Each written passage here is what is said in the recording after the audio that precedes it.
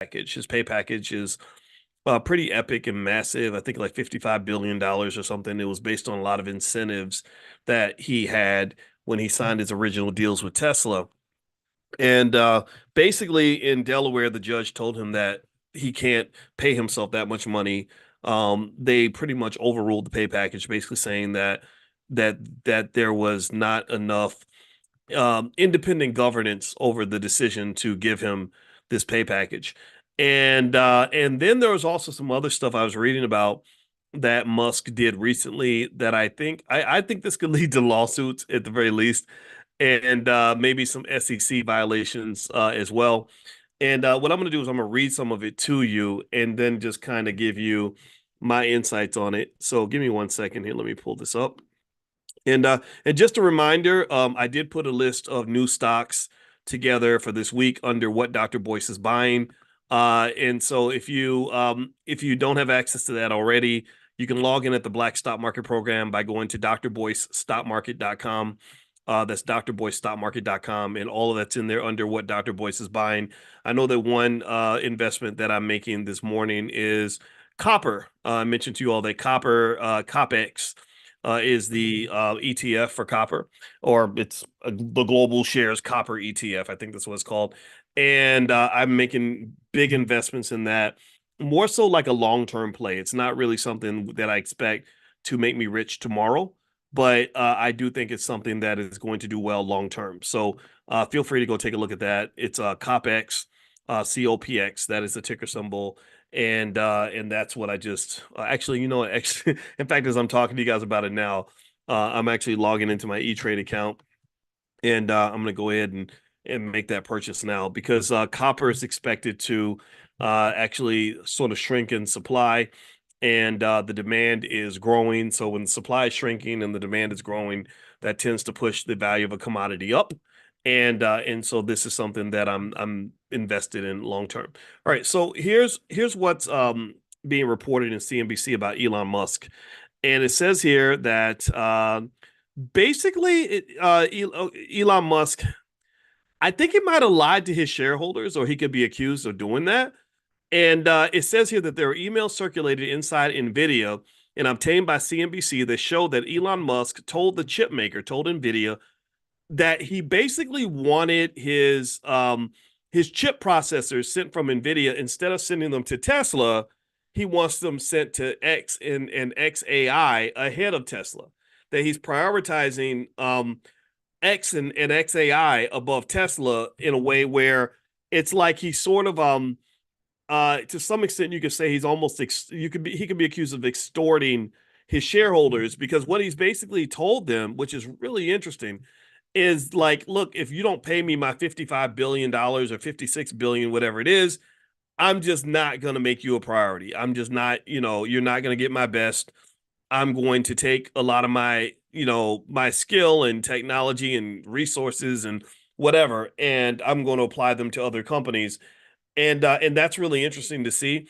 And the reality is that Elon Musk, in my view, had a really hard time really being focused on Tesla in the first place, mainly because he's running, I think, like 5 or 6 companies already.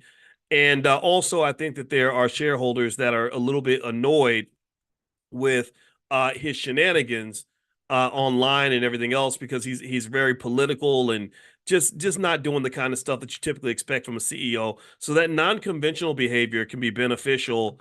It's great when it works, but it's not so great when it stops working. And it says here also that Musk has said that he can grow Tesla into a major player in artificial intelligence. And by ordering NVIDIA to let X jump ahead of the line of Tesla, Musk delayed the automaker's receipt of $500 million in processors by several months. So what he's basically being accused of doing is prioritizing one company over another, which is interesting because it made me wonder, could he be accused of misleading shareholders? And basically because what he did was he told his shareholders something different from what those emails in NVIDIA are saying. And I took some notes here, and I want to kind of go through some of this because I think this is interesting. So first off, Musk has been accused of insider trading on a couple of occasions. He sold about $7.5 billion worth of Tesla stock in 2022, right before negative information was released. This is a no-no. This is an absolute no-no because inside information is valuable, and there's a reason why information is regulated and controlled in financial markets is because you don't want certain players to be able to profit based on information that the public does not have. So by Musk allegedly doing this, that right there kind of says that he's sort of pulling himself out of the game right before the bad news hits and letting his shareholders kind of hold the bag, which is not going to make him a lot of friends.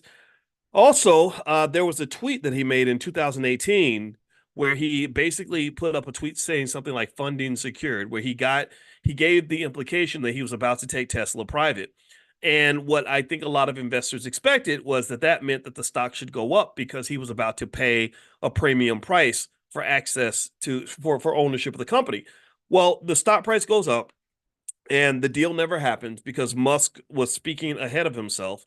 And so right now so that led to a settlement with the SEC. And he claimed it violated his First Amendment rights, but I don't agree with that because you can't go tell your shareholders one thing and then have something else going on in the background. Now he's currently under an SEC probe for potential violations of securities law from what happened when he bought Twitter. That's another area where he's got some issues. And in addition to that, I'm looking here in my notes. So prioritizing X over Tesla is a problem. I think shareholders of Tesla should be concerned. I've mentioned to you all that I'm not a fan of Tesla stock. I don't want that stock at all anymore. And in addition to that, um, there is Senator Elizabeth Warren is calling for an SEC investigation into Tesla's board for failing to manage Musk's actions and potential conflicts of interest arising from his dual role as CEO of Tesla and X. She argues that Musk's actions may have violated securities laws and NASDAQ listing rules requiring a majority independent board. The board is not independent, in my opinion. There are lots of, I think Elon's brothers on the board and lots of people on the board are people that have made money from Elon through time. So there's an argument being made that none of this is independent, that this is all kind of a joke. And if you go look at Tesla stock right now, Tesla stock is just garbage. There used to be, I guess they called them the Magnificent Seven or something. That doesn't exist anymore because they pretty much kicked Tesla out. And actually, I'm going to show you guys Tesla stock this year. And here's the thing: I don't believe it's going to do better. I think that Tesla's. I really almost look at Elon Musk as like the white Diddy, meaning like this guy that used to be magical, who's not magical anymore. And I kind of feel like other interesting things are going to happen with him. Now he's smart. He's doing great things with SpaceX and all that. But I think with the EV market, I think he's going to be absolutely cooked by the Chinese. And if you look at the stock right now, it's down 29.6%. And what I think about when I look at this chart is I think about the young black man that I met on an airplane once who it was right after COVID. I had my mask on, we were talking, and he was telling me how he had 99% of his money invested in Tesla stock. And I remember being very concerned and thinking that's just not a good idea. But he had made so much money. I was really proud of him because I think he'd had like over $2 million in wealth or something and he was only 32, 33 years old. And then when I took my mask off, he was like, "You're Dr. Boyce Watkins. I didn't know I was talking to So apparently he follows some of the stuff we do here, and we were talking, and in the airport we went to eat lunch and everything, and I was trying to find a way. I was like, how do I tell him without being mean that that's a really bad idea to have so much of your money invested in Tesla stock because if something happens to Elon Musk, that stock is gonna just plummet. That I mean, and if you think about this politically charged environment that we have, I mean, just the other day, the former president of the United States just got convicted of 34 felonies. You don't think they can do that to Elon Musk? You have these culture wars happening where there's this division. Elon's right in the middle of the culture wars. I think Tesla shareholders not only should not pay him that $56 billion, they should demand a different board and they should get rid of Elon Musk as the CEO if they can. They need a grown-up running that company. He's a smart guy, but he's kind of involved in too many things. And mark my word, mark my word, mark my word. Something's gonna crash and burn. I'm really curious to go 3 years in the future, and I want to see what Tesla looks like 3 years in the future. I don't think it's going to be good. So I'm not interested in investing in Tesla. That's my story. But then also, That's my introduction to you, hopefully, in terms of the importance of information and good corporate governance. The board of directors' job is to represent the interests of the shareholders. They're not doing their job when they're representing the interests of the CEO. Disney had a big fight about this over 20 years ago. They just had a proxy fight over the board recently, but 20 years ago, Michael Eisner also was seen as a person who had too much control over the Disney board. And so what happened was Disney had several years where their value was being plummeted. I mean, they were losing billions of dollars in shareholder money because Michael Eisner wanted to have power and control over everything instead of doing what was best for the shareholders. So they had a big proxy fight. I think one of the Disneys actually was on the other side. I think Walt Disney's brother was or maybe nephew. I can't remember if his brother or his nephew. I want to say it was Roy, but maybe I get them mixed up. But anyway, but they had a big fight, and Eisner lost, and they pushed him out, and that's how Disney grew to become the great company that it is today. It's because they had to get rid of some of that old baggage. So I feel like Elon Musk at some point, I call him the white Diddy because there's a point where people just get tired of you, and people are just kind of like, okay, we're ready to move on to the next era. And I think at some point that's going to happen with Elon Musk because I think he's pushing his luck quite a bit. I think he's asking for way too much money. The governance is very, very bad. He's constantly skirting the line between legal and illegal, and he's way too distracted to be a great CEO of a company. So just this is me saying things that I think are going to happen. We'll see if I'm right or not. All right. So anyway, I'm going to answer some of your questions, and also Amani is in the chat. So if you have any questions about anything going on in the Black Business School or anything that's connected to your memberships or anything like that, Amani is right there. You can ask her directly. Also, you can email support@theblackbusinessschool.com anytime. That's support@theblackbusinessschool.com. All right, so let's see here. Barbara says, what about Elon's electricity adventures? He's got a lot of stuff going on. He's gonna always be rich, but I think that he's I don't know. I feel like he's kind of pushing his luck, but we'll see how that goes. But he's got SpaceX and Twitter. He's got, well, X, I guess is what it's called, and then XAI, which I guess is the next evolution of Twitter. I don't know. He's doing a lot of stuff. Oh, and then he's also got the thing with a Neuralink where they put the chip in people's heads. I don't want one of those. Let's see. Andrea says, I'm having trouble setting up my investment account with my Chase bank account.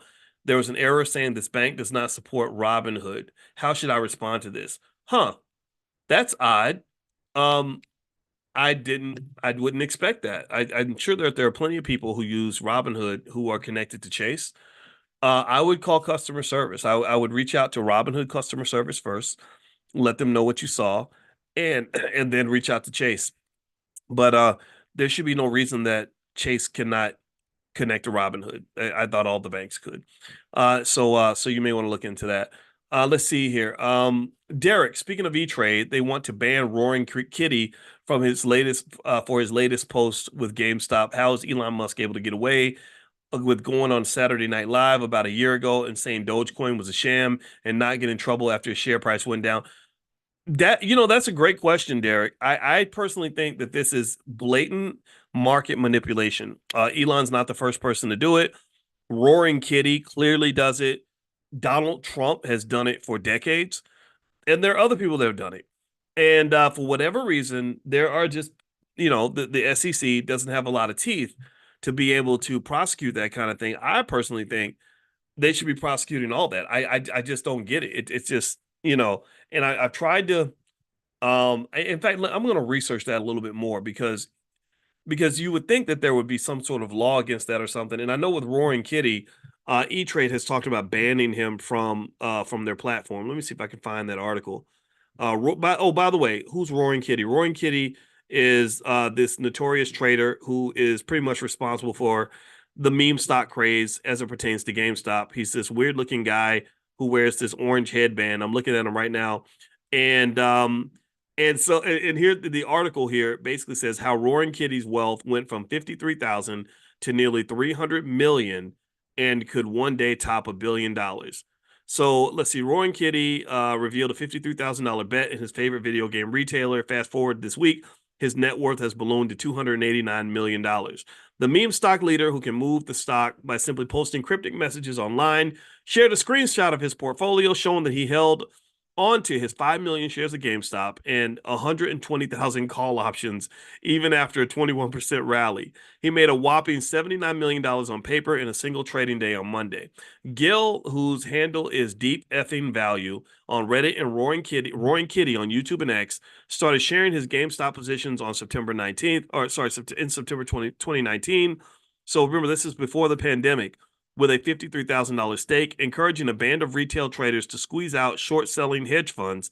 So basically, he got everyone riled up against hedge funds that sell short on stock. I don't know how he convinced them to hate short sellers, because I don't see why you would, but he did. And by the end of the jaw-dropping episode in April 2021, Gil exercised his call options position to have 200,000 common shares in total. The size of his position dramatically increased when he resurfaced online 3 years later.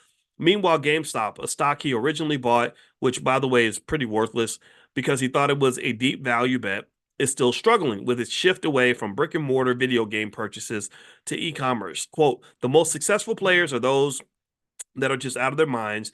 You have to be made of something different to trade like that, said Michael Cal, a co-founder and chief strategist of Open Interest PRO.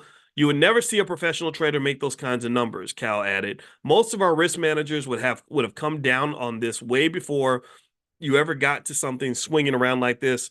It's just unimaginable.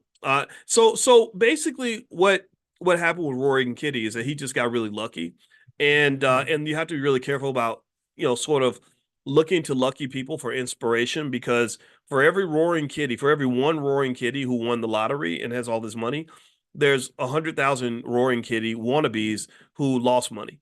And so I understand why he's doing well. He's doing well for the same reason that people win the lottery. Every few months, somebody wins the Powerball and they get, $500 million or something in their bank account. And that's a beautiful thing. But what they never really talk about are all the people who spent all their money on lottery tickets trying to become the lottery winner who did not win. So Roaring Kitty just won the lotto. It's as simple as that. There's nothing scientifically smart about the way he invested. If you repeat it exactly what he did, 99 times out of 100, maybe 9,999 times out of 10,000, you're going to lose money. But for him, it happened to work, and he's got this army of people behind him. Now, in terms of why E-Trade is looking to get rid of Roaring Kitty, I would imagine it has to do with his sort of blatant efforts to manipulate the market. But let me see if I can find an article about that. Let me see here. There's a Massachusetts regulator that's probing his GameStop trades. Yeah, I think that they should definitely probe that to find out if he has some inside information. E-Trade might boot Roaring Kitty for GameStop stock manipulation. So here's an article. It's in where is it? Quartz. I don't know Quartz. Let's see here. Morgan Stanley's online trading platform is considering kicking Roaring Kitty to the curb. The Wall Street Journal, citing unnamed sources familiar with the matter, reports that E-Trade is weighing removing Keith Gill, the investor widely known by his social media persona Roaring Kitty, over concerns of stock market manipulation stemming from purchases of GameStop shortly before kicking off a renewed meme stock frenzy last month. Gill gained national attention during the COVID-19 pandemic, blah, blah, blah. Last month, he did it again, blah, blah, blah. GameStop stock surged more than 100% before closing out Monday, up 21%. Let's see. I'm looking to see why. Okay, so E-Trade is worried that Gill is leveraging his power to send GameStop stock soaring and potentially manipulating the stock for his own benefit. Absolutely. Absolutely. Absolutely. Absolutely. Let's just stop right there. How many of y'all think, give me a yes or no, how many of y'all think that there's some probability that perhaps he's doing this so he can make money? How many of y'all think that something that he's rigging the game in his favor? He's not doing this for the masses. He's not doing this for all the meme stock traders that are copying him. He's doing, he's taking care of himself. I'm not knocking it completely. I'm just saying, come on now. Right. So yeah, that's what E-Trade is basically arguing. And so let's keep going. So it says the trading platform's employees. Oh, sorry. The journal says also that the firm is concerned that removing Gill will draw unnecessary attention from his legion of followers. So they're worried that all the meme stock traders who like Roaring Kitty are going to get mad at E-Trade if they take him off the platform. The trading platform's employees reportedly saw that he had bought call options, which give a trader the right to buy the stock by a certain date at a certain price. We all know what stock options are here. I hope that most of us do. Before posting his first meme in 3 years on May 12th. Ooh, did y'all catch that? Did y'all catch that? So he bought some call options and basically said, okay, when I make this statement, I think the stock price is going to move. So he bought the call options, boosted the stock price. The stock price did not move based on any fundamental information. There was no economic anything that justified the price movement of that magnitude. The earnings announcements hadn't come out. There was nothing going on in the company that increased its value. It was all based on manipulating the emotions and the sentiments of this army of retail traders who pretty much follow his every move, who are all coming to the market because they want to speculate. Every one of them is playing this game called the bigger fool theory.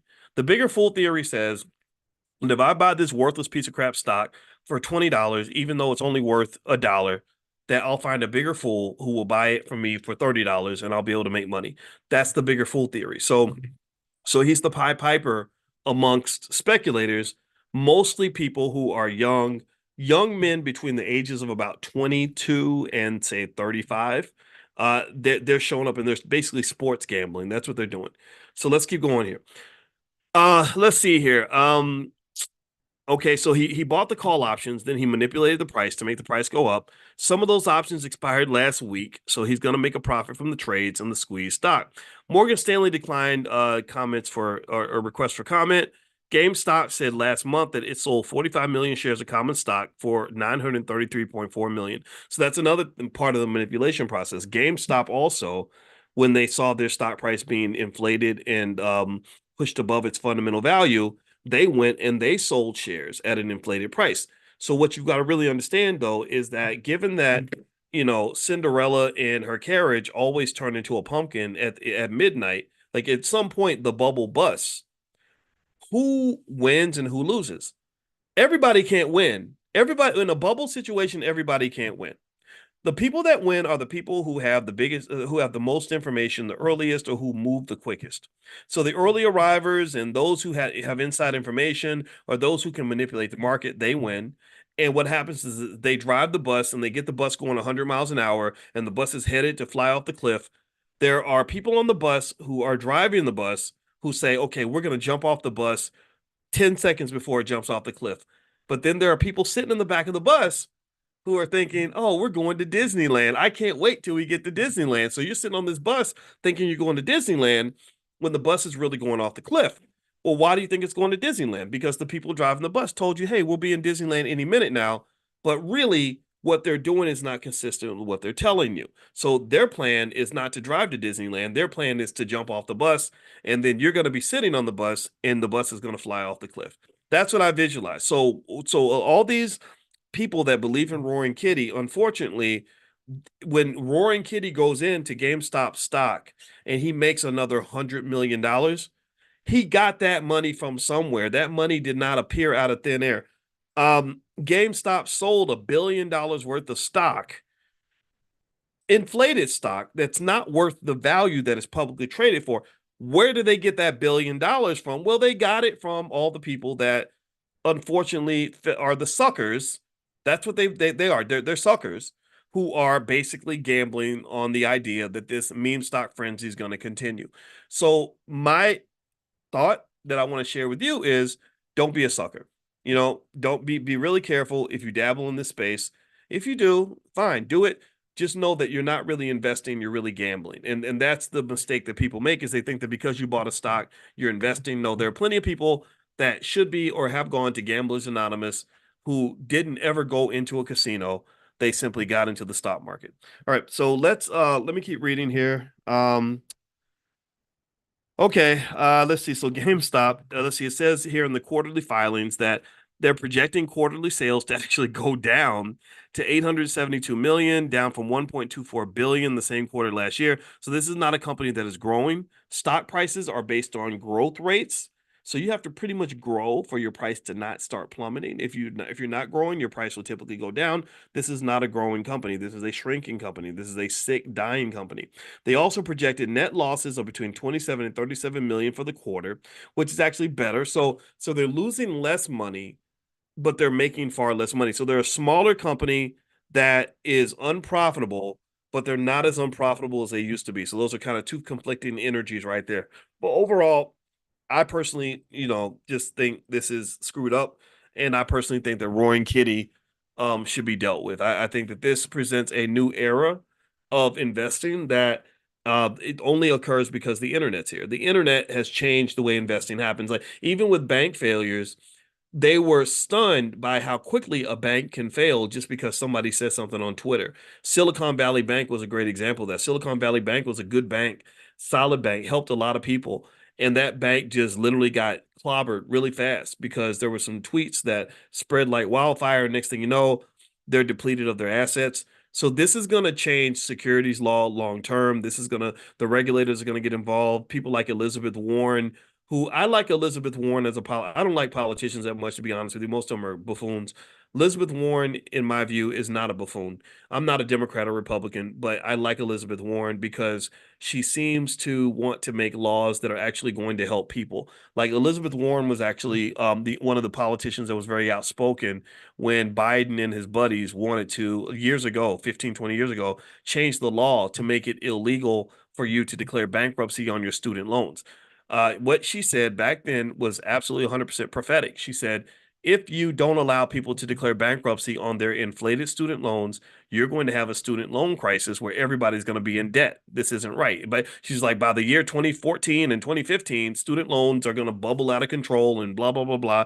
And all these things did happen. And she was one of the people to try to stop it. I think Bill Clinton, I think he was involved, but it was like bipartisan, even the Bushes and stuff, because these politicians, they work for the people that have the money. They don't really work for the American people, in my opinion. But maybe I sound extra cynical. Forgive me if I offended you with what I said, but I have to tell you what I'm actually seeing.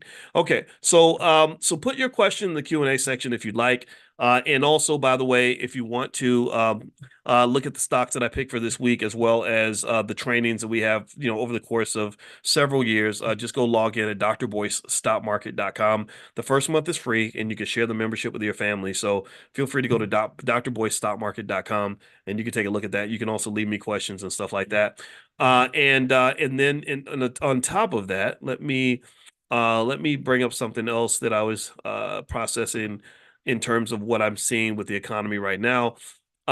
So another thing, let me see if I can find the story. Let me see here. On CNBC,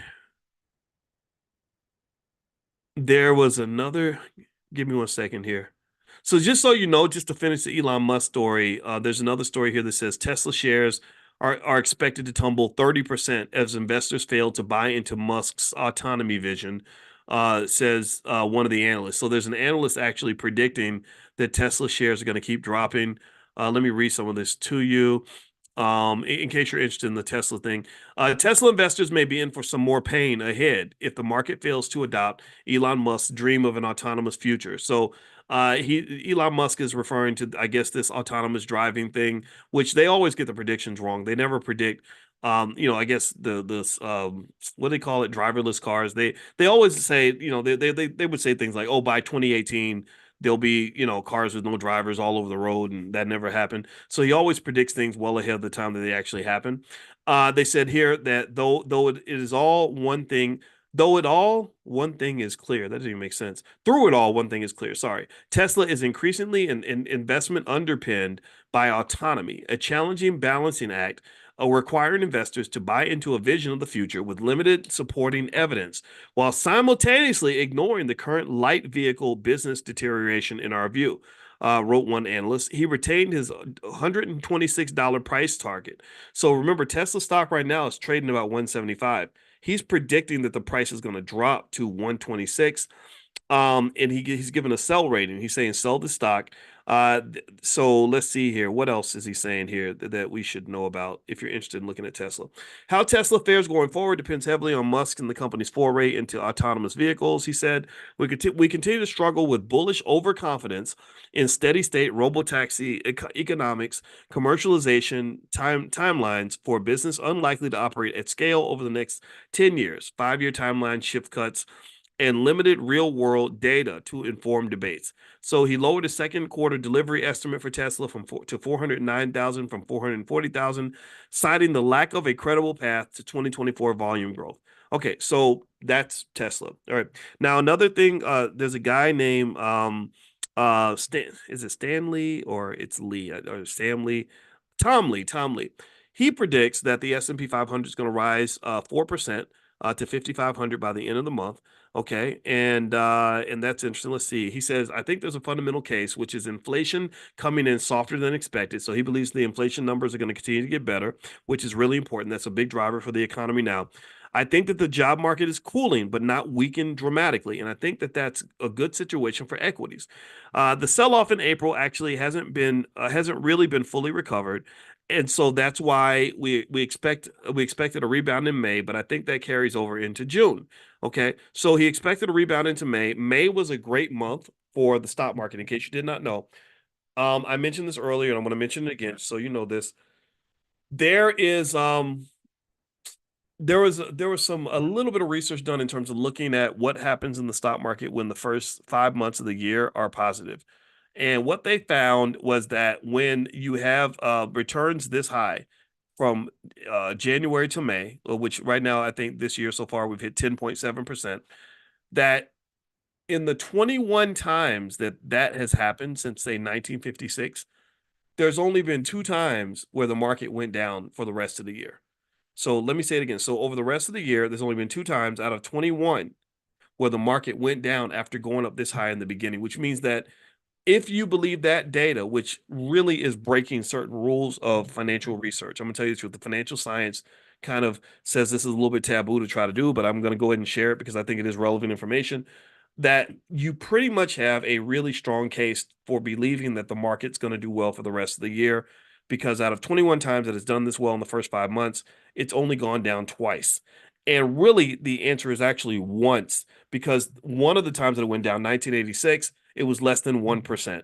That's nothing. That's pretty much flat. So really, there was only 1 year where the market, in 21 times that the market went up this much in the first 5 months of the year, that it went down, and that was 1987 when you had Black Friday and all these other things, right? You had really major declines in the market at that time. That was a really bad year and a really bad time. So what this kind of says is, if you're not dipping into the stock market, there's a good case to get in there. But I want to be really cautious in sharing that with you, because I don't want you to get so caught up in what happens in 2024 that you forget that this is the first mile of a marathon. So who cares about 2024? You also got 2025, 26, 27, 28, 29, 30, 31, 32, 33, 34, 35. There's going to be stocks that are going to do badly in 2024 and 2025, and it's going to make you feel like your investment was bad, that you're stupid and you shouldn't have bought this stock. And then in 2026, this stock wakes up and just takes off in 2027. And it just, in fact, I can show you examples of stocks that had a really bad, like 2 or 3 year run. And so this is one of the reasons why I don't think in investing you should really overthink it. I think what you do is you do research, you find out which stocks appear to have solid businesses. Maybe you can look at the stocks that what Dr. Boyce is buying, some of those stocks that I give you guys in class. You just go log in at drboycestockmarket.com, and that section, what Dr. Boyce is buying, that's all there. Maybe what you can also do is you can, if you want to pick your own, I actually laid out a process, an 11-step process. We call it the Dr. Boyce method. So if you go to thedrboycemethod.com, there's 11 questions you can ask yourself to decide if a stock works for you or not. So that's thedrboycemethod.com, and just buy them and just own them and have them sit there. I would not sit there and look at them each day to try to see, did I make money today or did I lose money? When you're doing that, when you're looking at your investment to try to see if you made money today or didn't, what you're doing is you're leaning too heavily on what they call the wealth effect. The wealth effect is where you feel richer because the price of your asset went up, but you're not really richer because you didn't sell it. Or you feel poorer because the price of your asset went down, but you're not really any poorer because it's the exact same asset. It just has a different market value. So if you're not selling that day or that week or that month or that year, then really the price change of that month should not be that important to you. That economic consciousness that we talk about every single morning is really about sort of being able to see the big picture and just kind of knowing that whatever's happening right now, it's just like the weather. Like, why do I care if it's raining outside if I'm not going outside? Now, if you tell me that I have to go outside tomorrow morning and it's going to be raining tomorrow morning, that's a little different. That means I mean, I have to wear a raincoat, or maybe I got to leave at a different time. But if I'm in the house all day, I don't care what the weather's like outside. So when you are the owner of an asset, it's just like being inside the house. When you're inside the house, the market is outside. It's like, or like dating, right? Like, think about it like I'm married. I'm a married man. I've been married 3 years. We just had our third anniversary, me and my wife. If you came to me and said, Boyce, bald men with glasses with goatees are really hot in the dating market right now. Like the ladies are going crazy over 52-year-old bald men with glasses and goatees. Your market value, your stock went way up, Boyce. You could really go bag the ladies right now. What do I care? I'm not interested in that. That doesn't mean anything to me. I'm not even on the market. Now, if one day my wife lost her mind and decided to put me out of the house and said, "Get out of here. I never want to see you again." Well, then now we talking. Now I'm gonna go test the market. Now I'm gonna go find out what this bald head can get me in these out in these streets, right? But if I'm not on the market, then I don't care. Do you understand? Maybe it helps my ego, like, yeah, look at me. Or I go in there, I say, babe, you better be nice to me, because the bald head and goatees, that's really a big thing right now. You don't know what you got over here. Like, I could do that if I want to, but really that's silly, right? That's my imagination, imagining how great things would be if I was single, but I'm not single, so why does that matter? So the same thing is true when you own an asset. When you own a stock, or you own a house, or you own whatever, the market value only matters if you are on the market. Do you follow what I'm saying? Give me a yes so I can move on to a different topic, because I want to make sure that this concept really sinks in, because this is an important part of investor psychology. This is one of the reasons why we created a whole Black financial therapy department inside the Black Business School, is because sometimes you talk yourself out of your opportunities by getting caught up in things that don't even matter. You have $8,000 worth of stock. The market has a bad week, and that 8,000 drops to 7,100, and you say, "Oh my God, I lost $900 today. I'm so scared. I'm so worried." And you have all this anxiety and all these emotional reactions over something that shouldn't matter. If these are long-term investments, then what do you care if it's worth 7,100 or if it's worth 9,500? Stop, don't react to that. You own an asset. If you own a share of Coca-Cola, you own a share of Coca-Cola. You own one share of Coca-Cola. Coca-Cola did not change. The market price changed, but the company didn't. They got the same CEO, same board of directors. They make the same product. They sell the same number of units for the most part all throughout the world. You're an owner, you're a participant in that, and this is a long-term decision, just like when I married my wife. Do you understand? So really, I would encourage you to think about that, because I see a lot of people making too many moves, and you keep picking at your portfolio, switching and moving and shifting things around because you got this anxiety. And I would encourage you, go get a hobby, go play video games, or go learn how to play golf, or start knitting sweaters or something. But don't use that extra energy by moving things around in your portfolio, because you're going to mess stuff up. Sometimes just sitting there and letting the asset do what it's going to do is the best way for you to make your money, and you jumping around chasing waterfalls is not going to get you where you want to get to. All right. So let me answer more of your questions. Let's see here. Dr. B, what do you think about Starbucks stock? Latanya, I like Starbucks as a company. I want to believe Starbucks is going to get it together. As I look at Starbucks right now, I think Starbucks, I know that they're struggling. And what gives me hope with Starbucks, actually, it makes me think that they're going to get a fire lit under their butt, is the fact that their old CEO, or the founder, actually, what's his name? Schultz, Howard Schultz, he actually has been publicly critical of the company and pretty much said, y'all need to get your stuff together. And maybe it's working. I mean, Starbucks has gone up 12% in the last month, but it's down by 11% over the last 3 months. And year to date, it's way down 13%. The last year is down. But if you'd held Starbucks over the last 5 years, you would have made a 2,000% return on the stock. Literally, Starbucks stock is, pay attention, listen to this. Listen to this, this is going to freak you out. This is gonna make you kick yourself when you see how much money you could have made. Starbucks stock is trading for $82.51 right now, right? That's the price right now. Guess what you could have bought Starbucks stock for? I don't know. Let's say if you bought it in 2010, you could have bought it for $15. You could have bought Starbucks stock for $15. Now it's worth 82. Now, if you bought it way back, say in 2008 during the crash, you could have bought Starbucks stock for $4.70. And now it's worth $82. So in most cases, the amount of money you make from owning stock exceeds the amount of money that you're going to make from real estate. It exceeds the amount of money you're going to make from your job, because with your job, that income is important, it matters, but you're not even making a surplus with your job in many cases. Most people are not building wealth from their job because their expenses and their income are neck and neck. And if you don't have an income that exceeds your expenses, then you don't have a surplus. It is that surplus that gives you the opportunity to build wealth. That is the surplus that gives you the chance to get ahead. So the surplus, without the surplus, you're not getting ahead. You're on a treadmill running really hard and staying in place. But you got to keep running because the treadmill's moving. And if you stop moving, you're going to fall off the treadmill like you do. Imagine, you're on the treadmill at the gym and you just stop running and you just hits, you fall on your face. So you're running and you think that you're making progress because you're running, but you're not making progress because you're running. You're making progress or you're running because the treadmill is moving.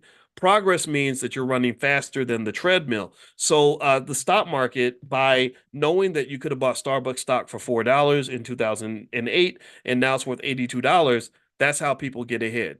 So compare it to real estate. Imagine if I bought a house in 2010. A lot of you bought property in 2010. A lot of you are old enough to have done that.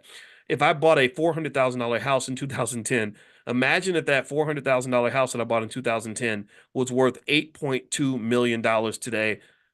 That you can't tell me nothing, right? So what I would tell you is that there are other stocks out there that are just like this. There are stocks right now today that you can buy right now for 10, 20, 30, $40 that in 10 years, 5 years are going to be worth 5, 10 times more than that. So make no mistake about it. The stock market is where the wealth is at. And if you want the income, go to the stock options of drboyceprime.com. That's what we do every single day, drboyceprime.com. And then also for those of you that are more advanced, we do have a mastermind now. It's called the WIN Mastermind. WIN stands for Wealth and Income Network. So that's what we focus on. Is for those of you that have a little bit more of a capital base and you want to go further and you want more specialized attention from me, that's what the mastermind's all about. So if you're interested in applying for the mastermind, just email support@theblackbusinessschool.com. They can give you a link where you can apply for the mastermind. That's support@theblackbusinessschool.com.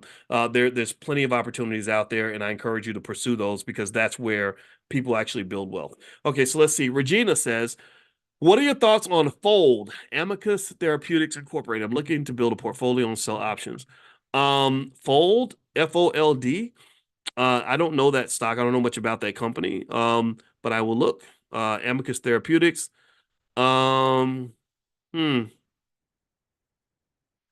It's not a great stock for selling options, that's for sure. But yeah, I mean, it's a pharmaceutical company. Pharmaceutical companies can make you a lot of money. If things go well, then you're gonna do great. But if things go bad, then you lose a lot. You can, like, that stock could drop 80% or something in a day, if a clinical trial goes wrong. So, um, pharmaceutical companies are fun.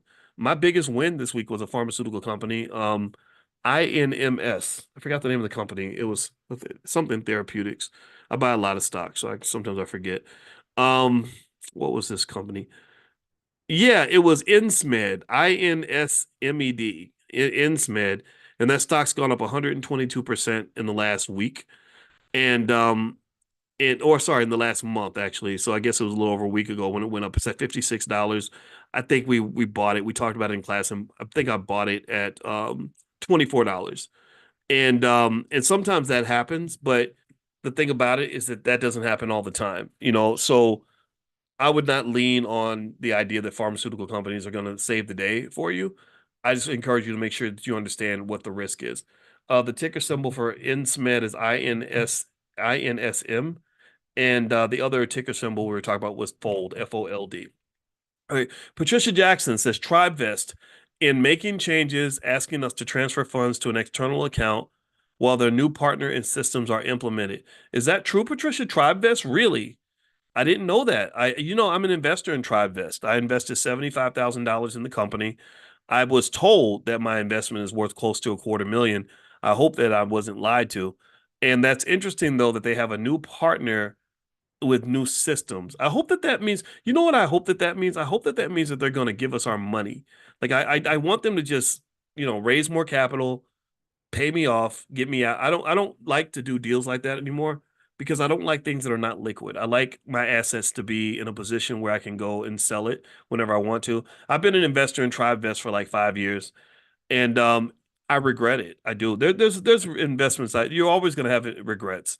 Um, I regret the Tulsa real estate fund. That did not go well. It was a great concept, but for whatever reason, it didn't work out, and I lost money there. I regret some other investments I've made. Actually, I've made significant investments in the Black conscious community. Um, and in some cases, the projects just weren't executed at the level they should have been. So the Tulsa Fund wasn't the only one. There was another one I was involved with, but I don't talk about it publicly because I don't want to. I'm not here to really disparage what other people are trying to do because I understand what I'm getting into. I know that investing involves risk, and most Black-owned businesses fail, and it's just part of life. But overall, I will say that, and I think we should keep investing. I do, but I also think that investments that are liquid in the public markets just give you that flexibility that kind of helps you to know that you have your money in case you need access to it. So that's one of the reasons why I like the whole selling stock options thing. It's really like starting a little business. It's pretty cool. Okay, Amani. Okay, all right. Let's see here.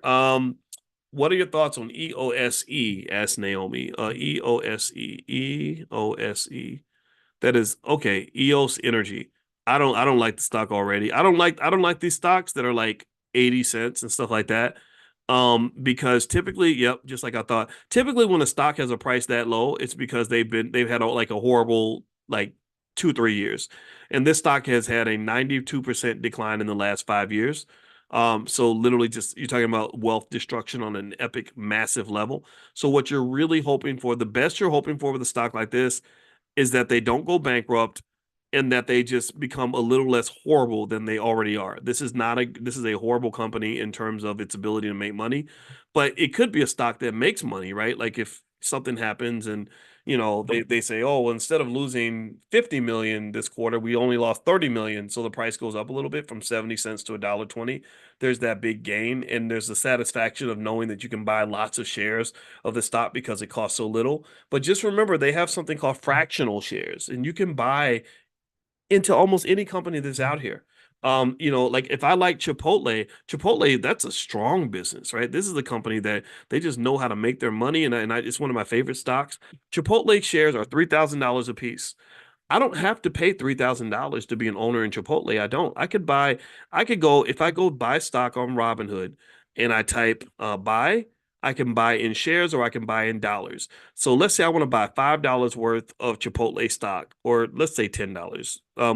Then if I do that, then what's going to happen is I'm going to get 0.00325 shares of the stock. Now, it may seem like you're not getting anything. It may seem like, oh, well, why would I do that? My ownership stake is not as big as if I went and took the same $10 and bought 20 shares of this 70-cent stock. Just know all it is, it's like slicing a pizza up in different ways. If I slice the pizza into 20 slices, and then another day I slice it into 4 slices, I still don't have more pizza. It's the same pizza. It's just one pizza has smaller slices than the other. So really investing that $10 into Chipotle, 9 times out of 10, long term is going to lead to a better outcome than taking that $10 and buying shares in a company that's on the brink of bankruptcy. Again, you can't predict what the future is going to hold, but that's a much, much riskier investment. I'm not going to say it's a bad investment because only time will tell if that works out or doesn't work out. I'm going to say that it's much riskier, though, than putting your money into an established company. And so when we do things like the $5 a day investing plan, which you can get at blackwealthmasterplan.com, which can take any family from poverty to wealth in less than a generation, really only takes 10 years for you to really see the effects. When we talk about that, I'm literally saying to you that anybody in this room who wants their family to be wealthy has a very simple path to get there. The path is really easy. You just do something like the $5 a day plan at blackwealthmasterplan.com. There's a free ebook there you can pick up, and you invest that money every week on autopilot into S&P 500 companies. You put your money in the place that rich people put their money. You're connecting your fate to the people in the economy who know how to navigate the economy the best. And I guarantee if you were to simply invest the same amount of money that many of us invest in fast food, that you will have wealth in a very short period of time. And when I say short, I'm not talking about 2 weeks. This ain't the lotto. I'm talking about more like 5 to 10 years. You're moving. You're seeing the assets build up. Even when we talk about things like planning for retirement, it's interesting because Because there are young people who don't understand why retirement planning can be beneficial to you. They're like, why, if I'm 22, and I thought like this, it's like, well, if I'm 22, why do I care about what happens when I'm 65? Now you can make the direct argument and say, well, no, you're going to get older one day. When I was 22, I didn't think I'd be 65 either. But kids ain't going to hear that. They don't. The only person that's going to hear what you're saying in that argument is another 65-year-old. They're going to be like, yeah, that's right. I used to feel the same way. A 22-year-old still has a hard time seeing that because their consciousness, their economic consciousness has not risen to that level 9 times out of 10. So instead, an easier argument to make is to say, if you start saving for retirement, even if you're 18 years old, you start benefiting from that almost immediately. Because when you're pumping that money into your IRA and 401k, that is still your asset. That is your money. And you're not using it, but it's sitting there. It's like a big bodyguard just waiting for a financial problem. It's protecting you, right? So I'm 27 and I've got $120,000 in my 401k. I'm never gonna be homeless. I'm never gonna get evicted. I'm never gonna be stuck financially because guess what? I can go borrow against that asset. I have a capital base now, which means I am good. I am safe in this economy. So even at 27, even though my plan is not to touch that money until I get older, sometimes things don't work out the way we plan. You remember I told y'all just like I was talking about this morning. You got God's plan, your plan, and Master's plan. So Master's plan, we got to override that. Master's plan is for you to struggle, be on the struggle bus for the next 40 years. That's what Master's plan, because he needs to keep you coming back to work. He needs your support for him to continue to make his money.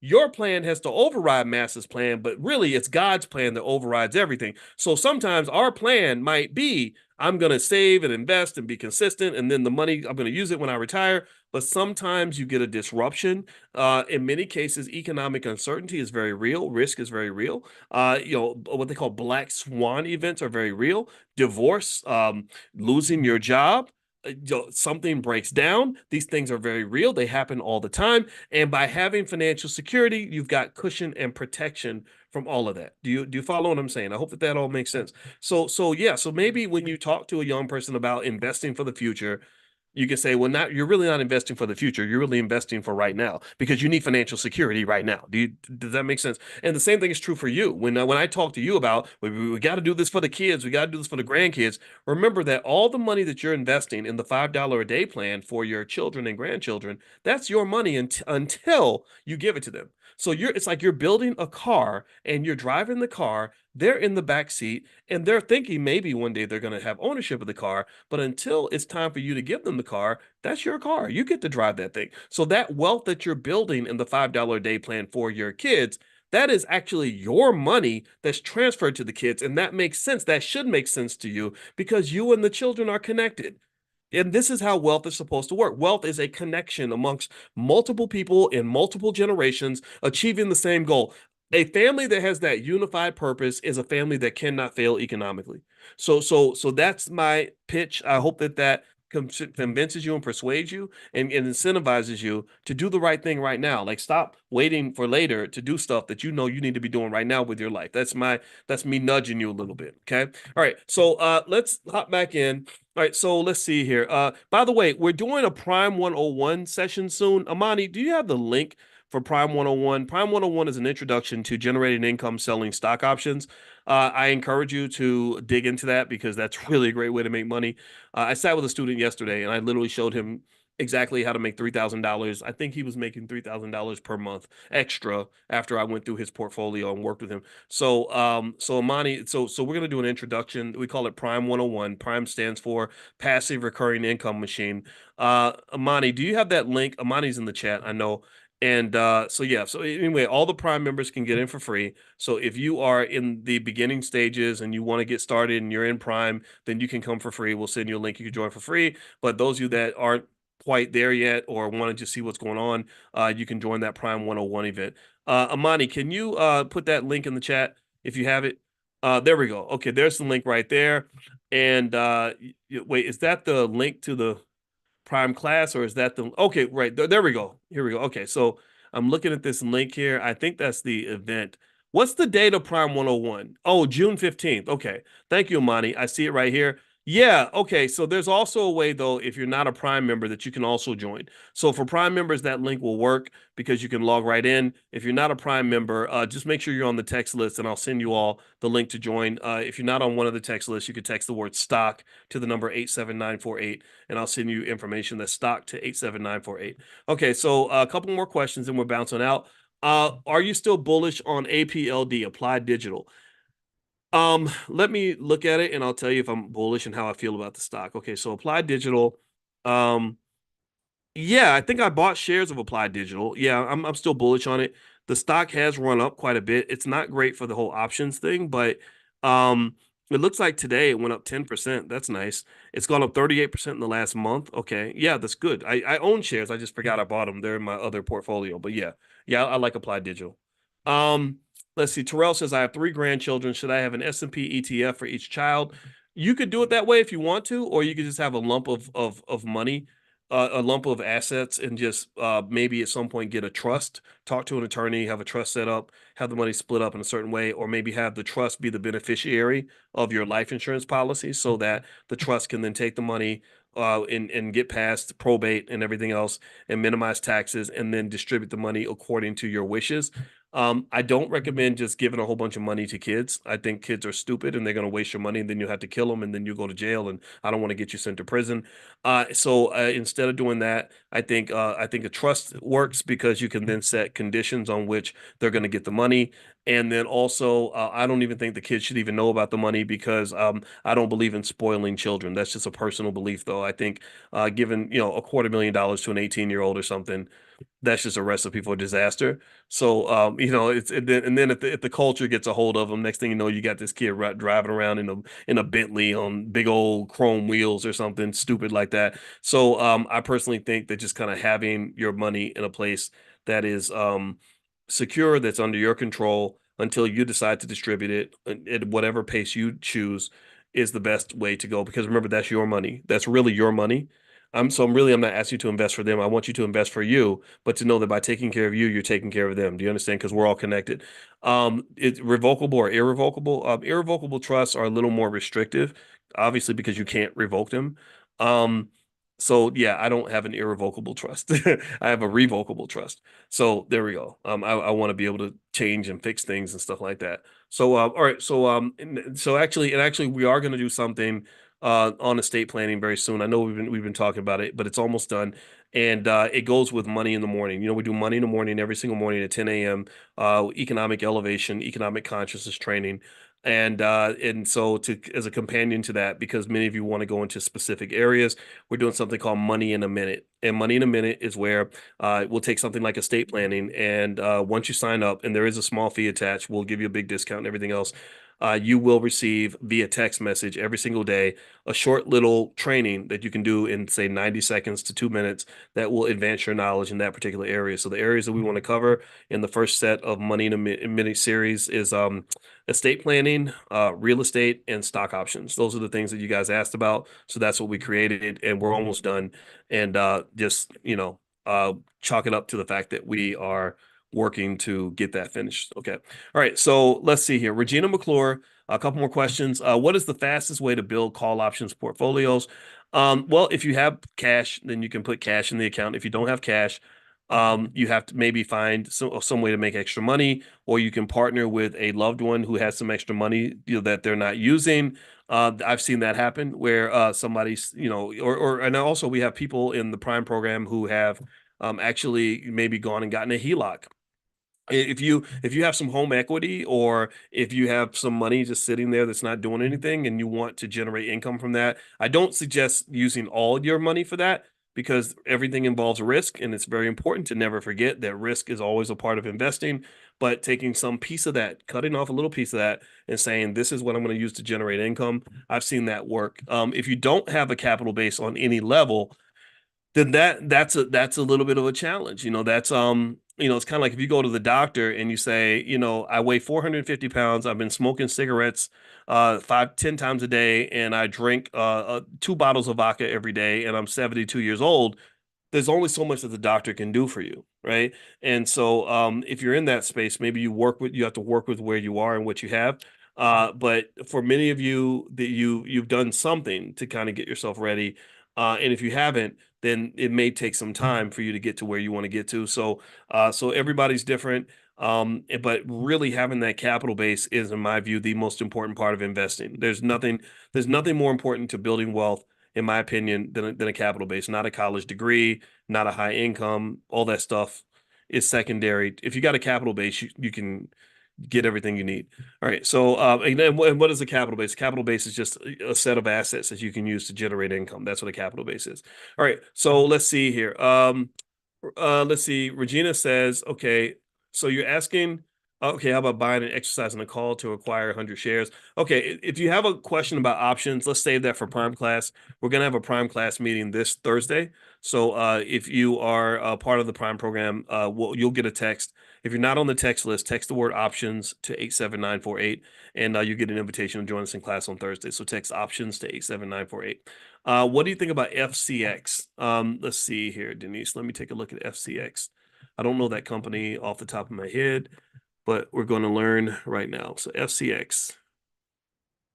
I think that FCX, Freeport McRowan, okay, it's gone up a lot this month. Okay, so it's probably got a lot of attention because of that. Um, it looks like they mine copper and gold. Yeah, that's a good industry. One of the biggest assets that I made an investment in this morning is the Global Shares Copper ETF, and that ticker symbol is COPX, COPX. And so, given that this is in the same industry with mining, I tend to favor it. But the challenge with picking a certain industry is you don't know which companies are going to survive in that industry. Like everyone 25 years ago knew that the internet was going to be a really big thing. That was no secret.